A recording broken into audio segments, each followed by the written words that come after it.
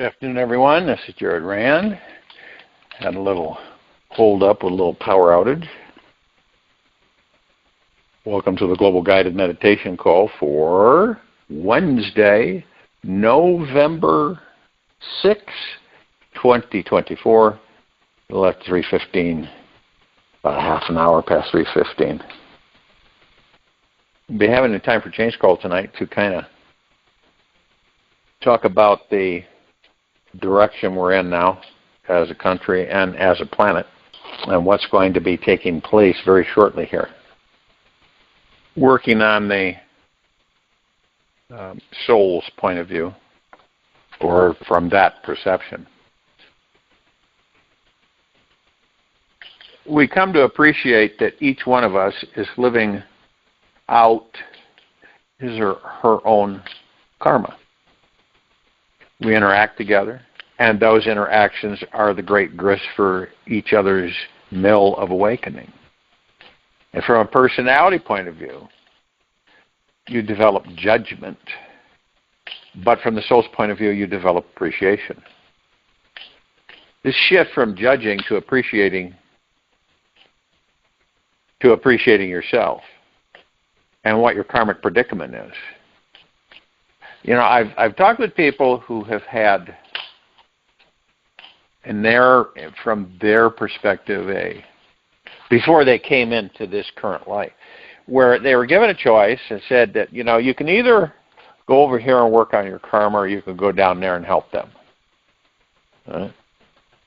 It's interesting. The ones that say, well, you know, I'm going to go down there and help them, and they end up creating more karma for themselves. Quite interesting how it plays out. So we all carry, what is karma anyway? It's just basically what we do lifetime to lifetime. Could be anything. And like anything else, there's good karma and there's bad karma. Now, if you do a lot of bad karma, bad things, okay, unscrupulous things, where you harm others, you know, what do we call it, misrepresent, whatever, and you do that a lot, well, you're going to have a big, huge container of karma. You know, we talk about karmic debt. It really isn't any debt. You just get to the point of awareness and spirituality where you go, you know what, I need to clean this mess up.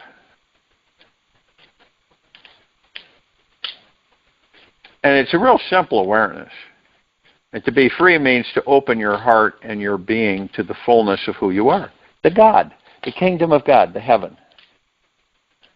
Because only when you are resting in the place of unity can you truly honor and appreciate others and the incredible diversity of this universe.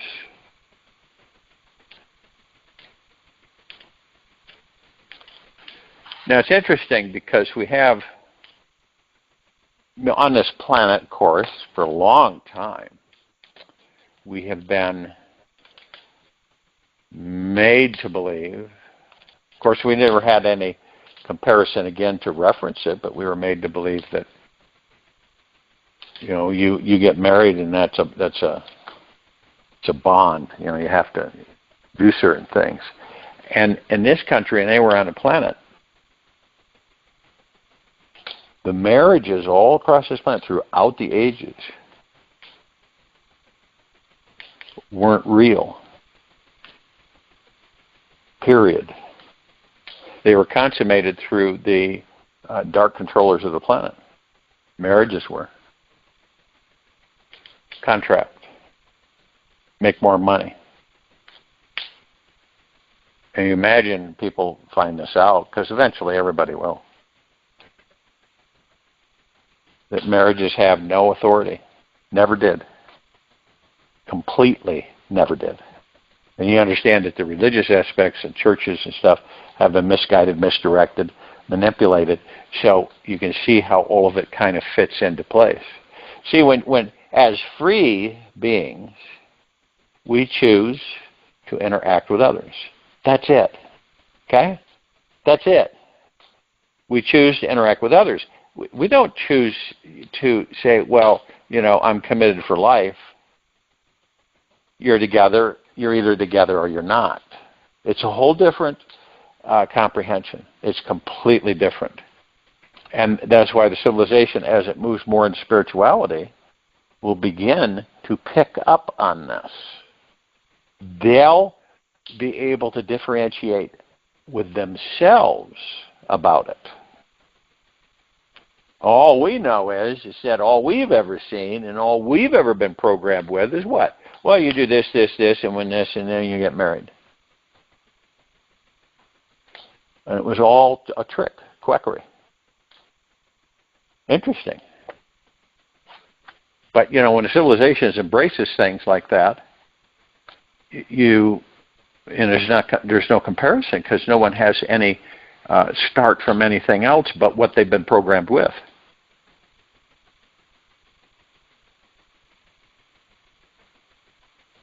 Two people come together to find that shared love,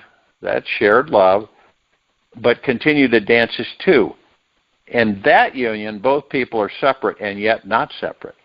Their relationship feeds both their unique individuality and their unity of consciousness.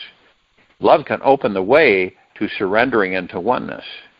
It gets extraordinarily beautiful when there's no more me and you, and it becomes just us. Taken to a deeper level, when compassion is fully developed, you are not looking at others as them. You're listening and experiencing and letting that intuitive part of you merge with the other being. And you're feeding their pain or joy or hope or fear in yourself. Then it's no longer us and them, it's just us. At a certain point, you realize that you see only the projections of your own mind. The play of phenomena is a projection of the spirit. The projections are your karma, your curriculum for this incarnation. And everything that's happening to you is a teaching designed to burn out your stuff, your attachments, your humanity, and all your desires are not some kind of error. They're integral parts of the journey. Now, one way of getting to this place of compassionate action is by honoring others and being patient. Look at the people you do not like and see them as an exercise for you to open your spiritual heart and to develop your compassion. The quieter you are, the more you hear the true nature of compassion. The intuitive, compassionate heart is the doorway to our unity.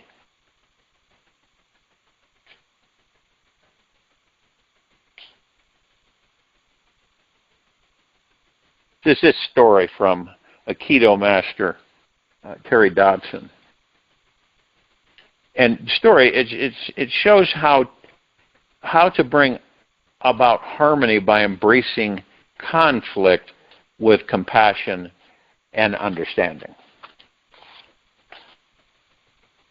The train clanked and rattled through the suburbs of Tokyo on a drowsy spring afternoon. Our car was comparatively empty. Few housewives with their kids in tow. Some old folks going shopping.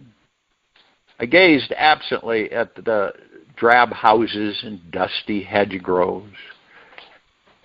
At one station, the doors opened, and suddenly the afternoon quiet was shattered by a man bellowing violent, incomprehensible curses. The man staggered into our car. He wore a laborer's clothing, and he was big, drunk, and dirty, screaming. He swung at a woman holding a baby. The blow sent her spinning into the lap of an elderly couple. It was a miracle the baby was unharmed. Terrified, the couple jumped up and scrambled toward the end of the car. The laborer aimed a kick at the retreating back of the old woman, but missed as she scuffed and scuttled for safety. This so enraged the drunk that he grabbed the metal pole in the center of the car and tried to wrench it out of its stanchion. I could see that one of his hands was cut and bleeding. The train lurched ahead, and passengers frozen with fear. I stood up. I was young then, some 20 years ago, and in pretty good shape. I had been putting in a solid 8 hours of Aikido training every day for the past 3 years. I like to throw and grapple. I thought I was tough. The trouble was, my martial skill was untested in actual combat. As students of Aikido, we were not allowed to fight. Aikido, my teacher had said again and again and again, is the art of reconciliation. Whoever has the mind to fight has broken his connection to the universe. If you try to dominate people, you are already defeated. We study how to resolve conflict, not how to start it.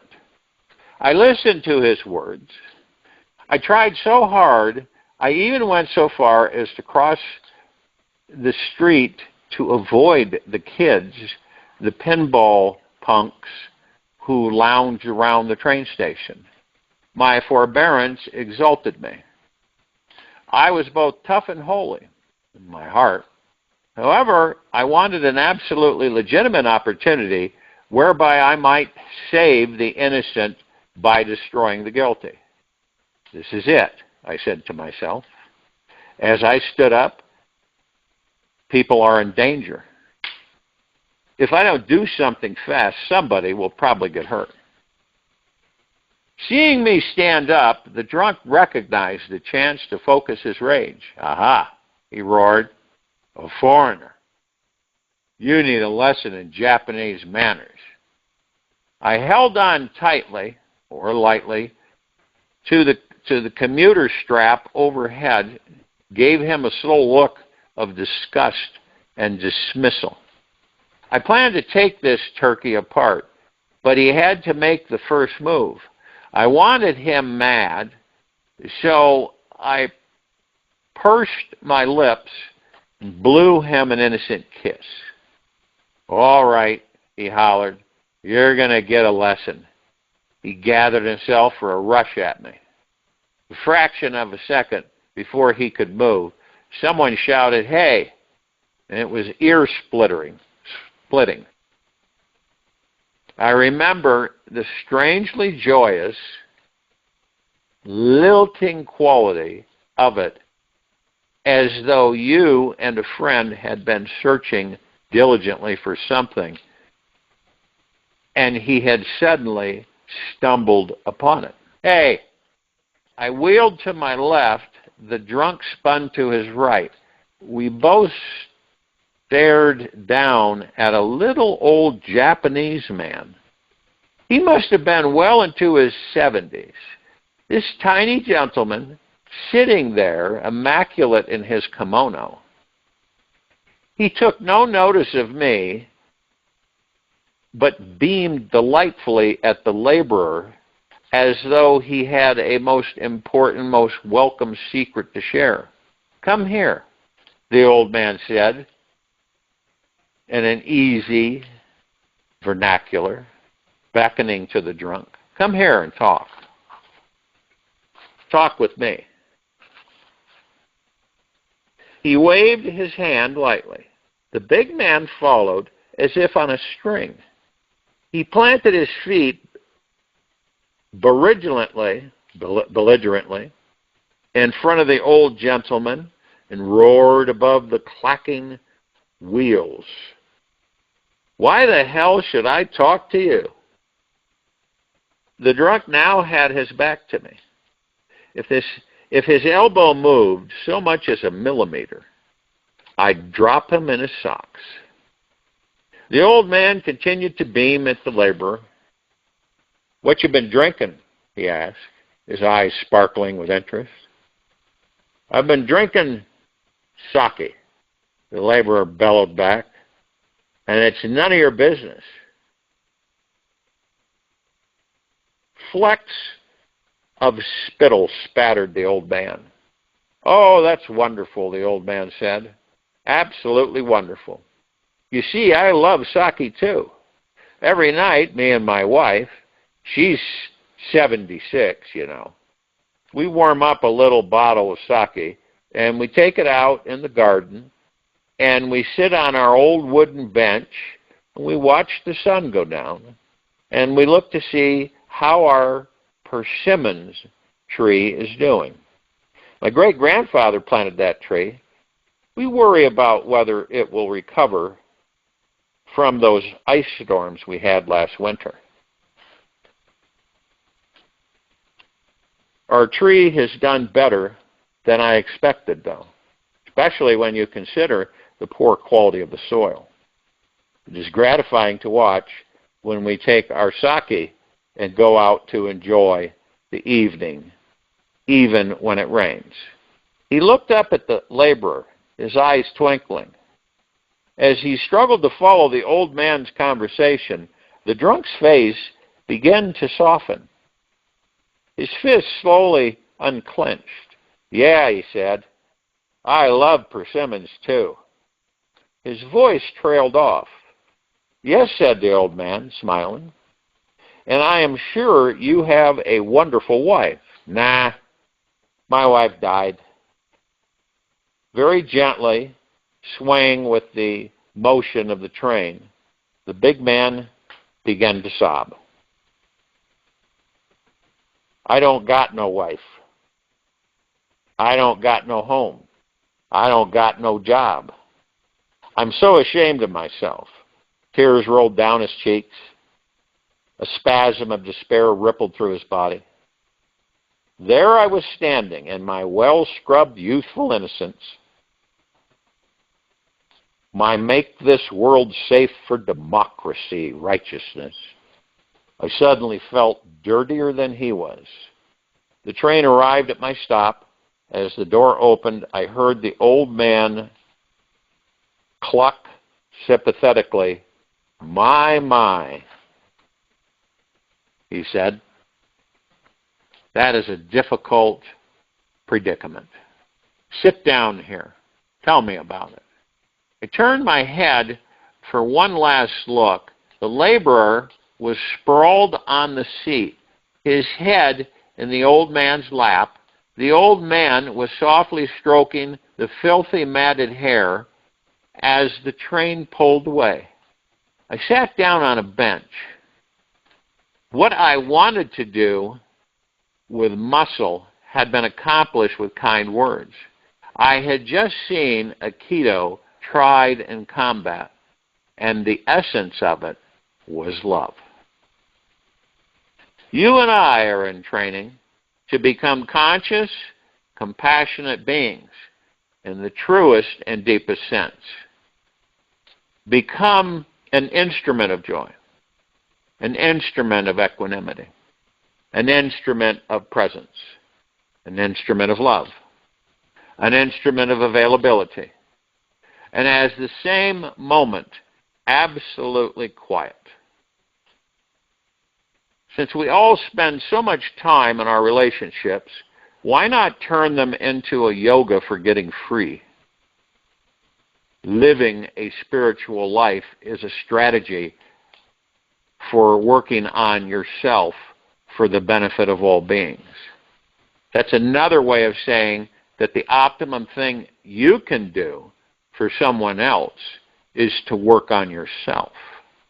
Not out of some idealistic sense of altruism, but because getting to oneness for yourself means resolving your sense of separateness to where we're all family.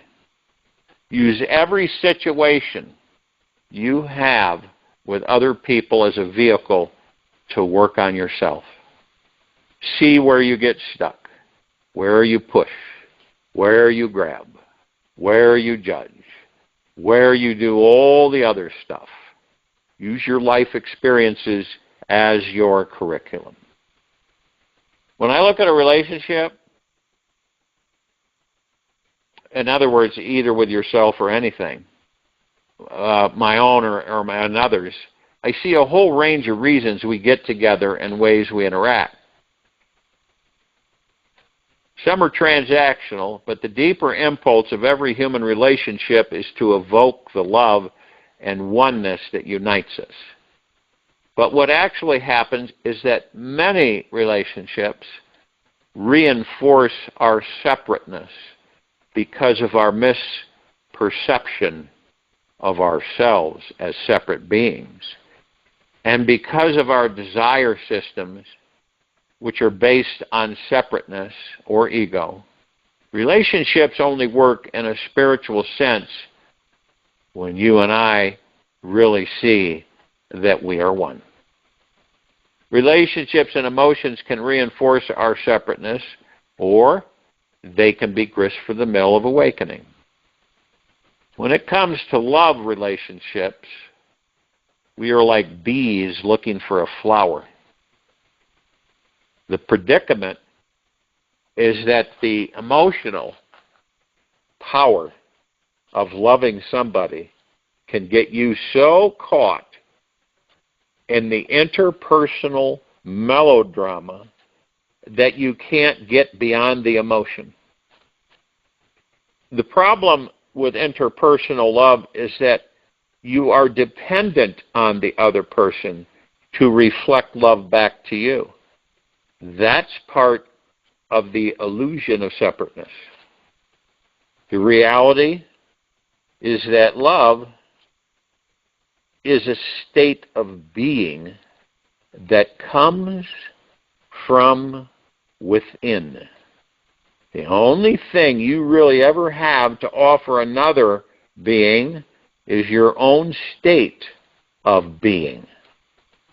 When you're not entrapped by another being's appearance or behavior, you can see behind all that to a deeper level of their being, because your mind has tuned itself. You've shifted your focus just that little bit to see their soul. That soul quality is love.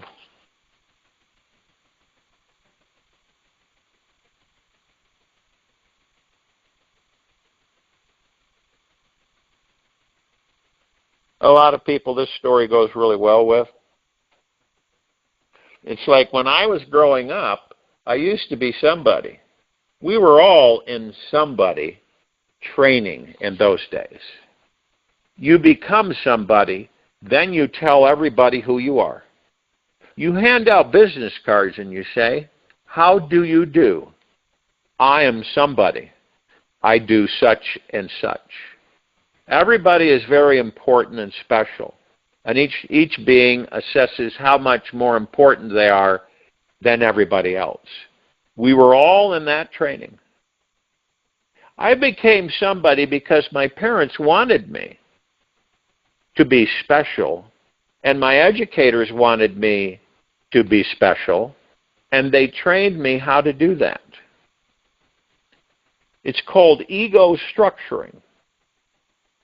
I really made it. I was really somebody.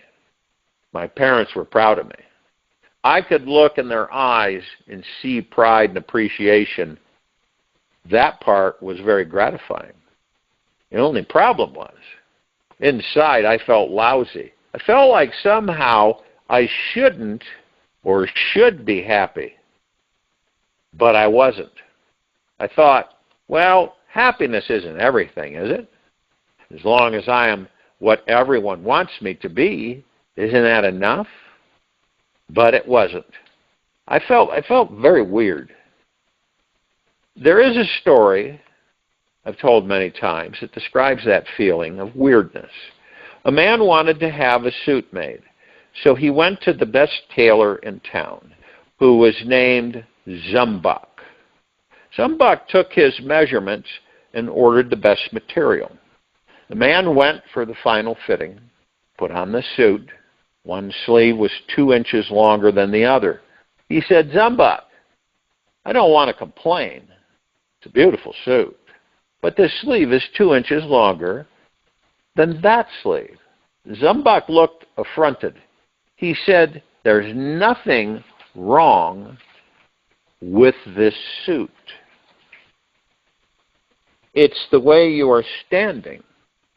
And he pushed one of the man's shoulders down and the other one up, and he said, "See, if you stand like that, it fits perfectly."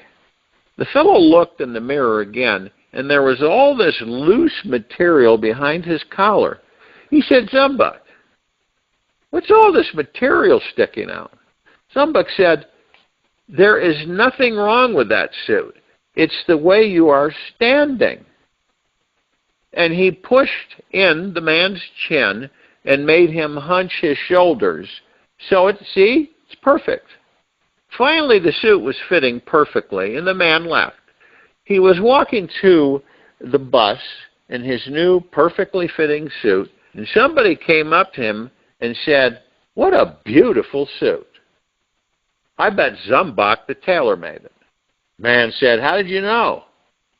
"Because only a tailor of Zumbach's skill could make a suit fit so perfectly on somebody as crippled as you are." Well, that is what I felt like. Everybody kept telling me what a beautiful suit I was wearing, but I felt like I was in Zumbach's suit. Wearing Zumbach's suit is sort of what you feel like in some relationships. When you take off the suit, start to see behind the veils, it's as if you're looking at someone and saying, "Are you here? I'm here. Here we are, far out." If somebody at work is a problem for you, they're not the one who needs to change. If someone is a problem for you, it's you who needs to change. If you feel they're causing you trouble, that's your problem. It's on you.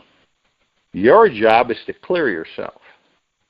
If they're creating a problem for themselves, that's their karma.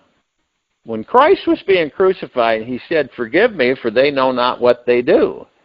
He was trying to help others out of being a problem for themselves. They weren't a problem for him because he was clear. Ideally, you clear yourself right in the situation, but often it's too sticky and you can't do it. You step back then, do the practices you do in the morning and evening or on weekends to stay clear. Do the stuff that quiets you down inside. Next time you go into that work situation, you may lose it again. Just go home and see how you lost it. Examine it. You go into the next day and you love it.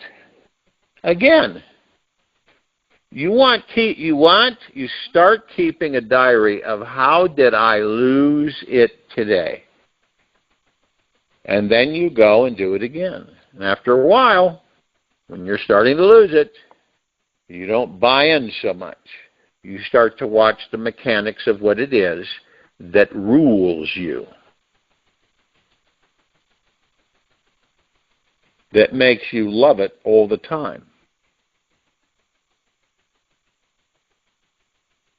And when you get to the point of seeing stuff as it actually is happening, the tendrils of attachment will begin to loosen. If you don't appreciate me, that's your problem. If I need love, I need your love or your approval, then it's my problem. Then my needs are giving you power over me. But it's not your power.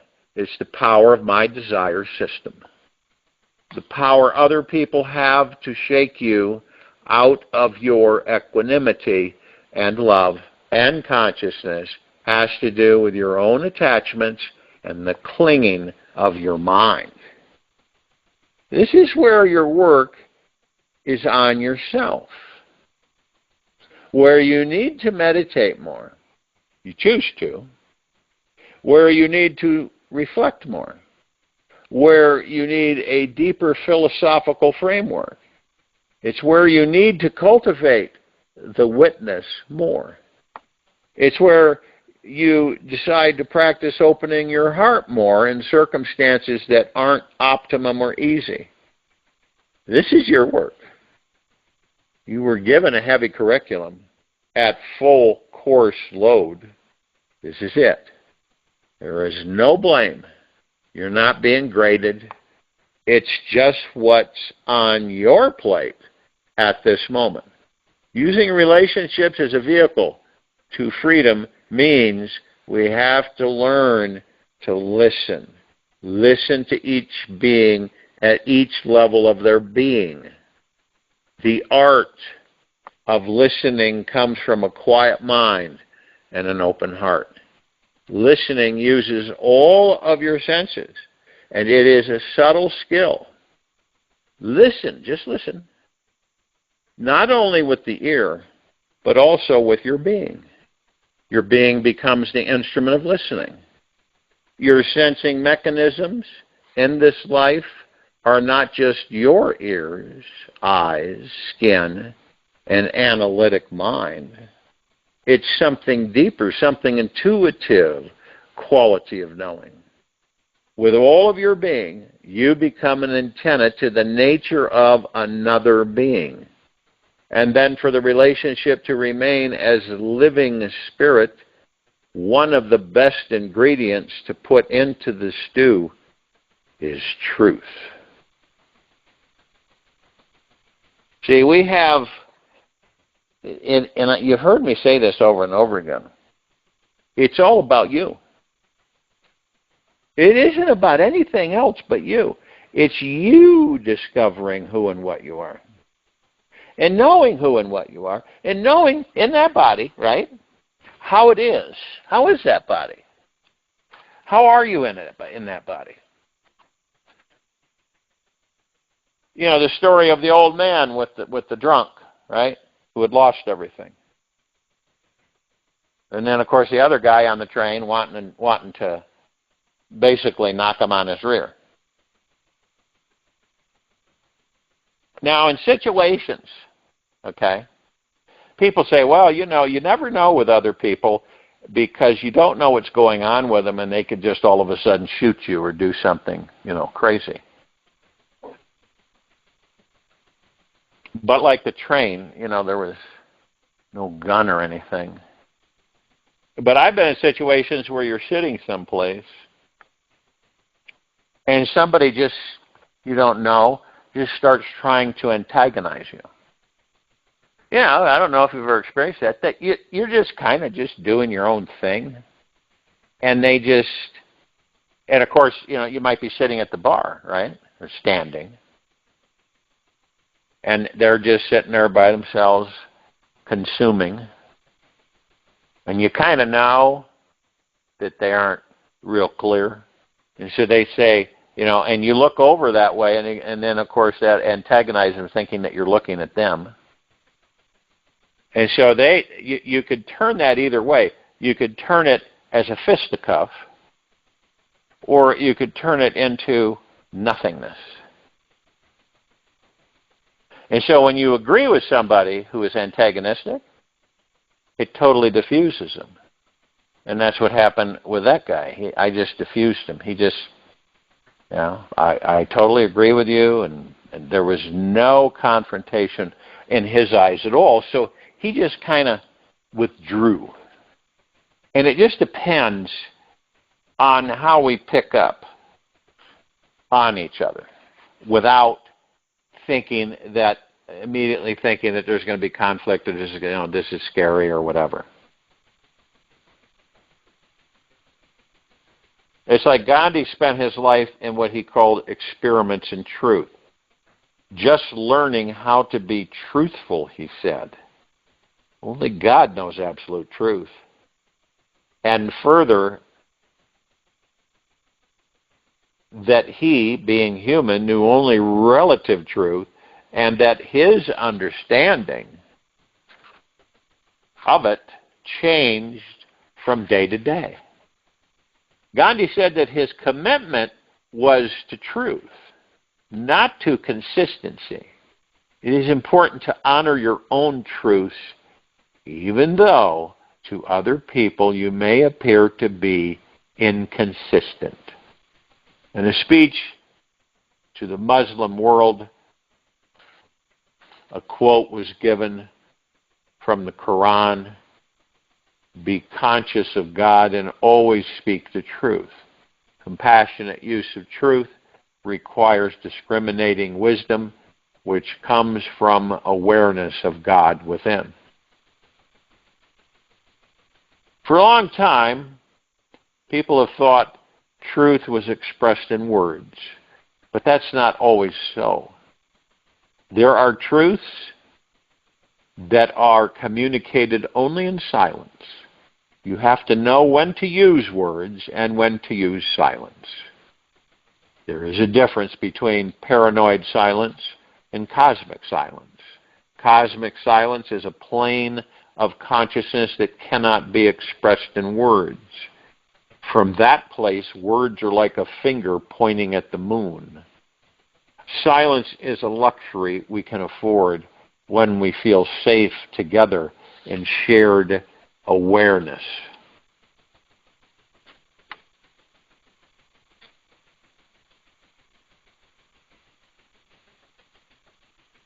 When I went to India for the second time, I thought Maharaji, I bought Maharaji a copy of the book, Be Here Now.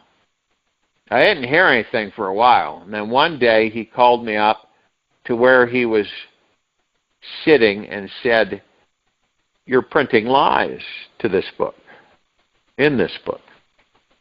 I said, "Oh no, Maharaji. Everything in the book is true."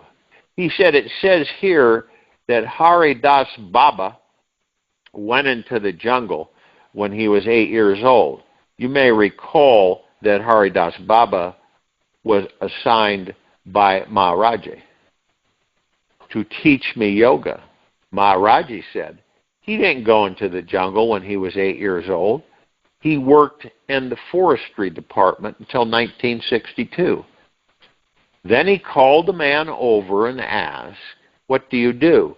The man said, 'I'm the head of the forestry department.'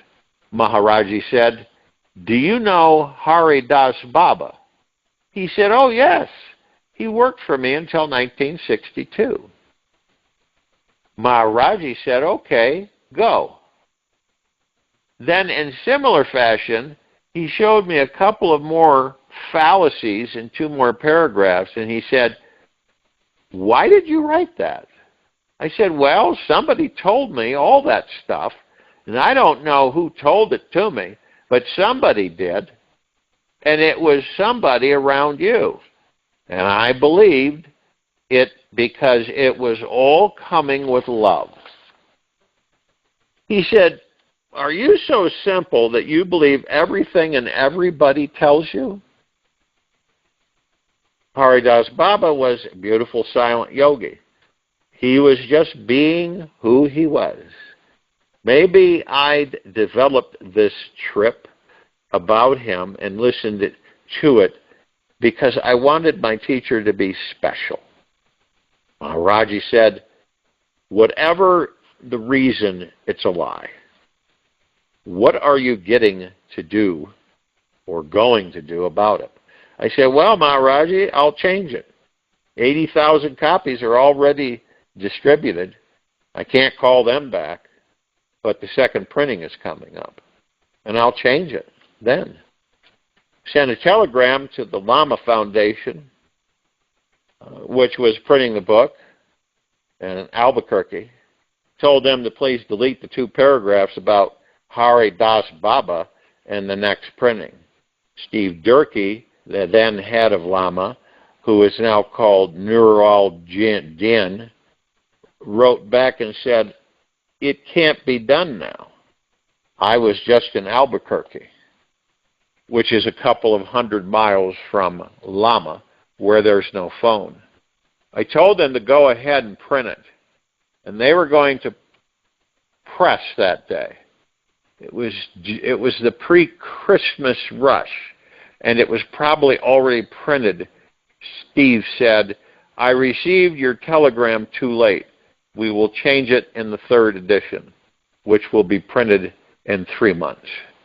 I went back to my guru and I said, "Maharaji, I can't change it until the next edition. To change it now would cost at least $10,000. We would have to throw away the whole printing." He looked at me and he said, "Do it now." And he said, "Money and truth have nothing to do with one another." I'll join you in the meditation, and I'll return to close us out.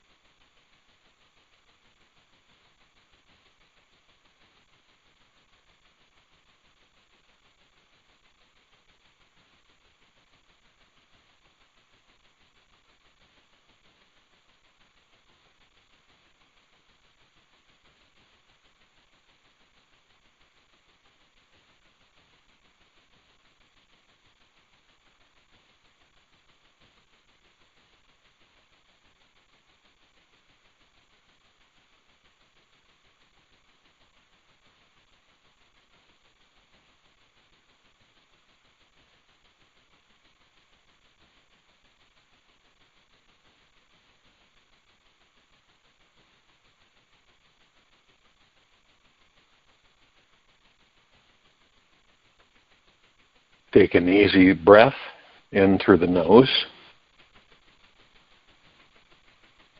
And then an easy breath out from the mouth. Remain still, relaxed into your body, focused on your breath rising and falling, space between heartbeats. Who are you?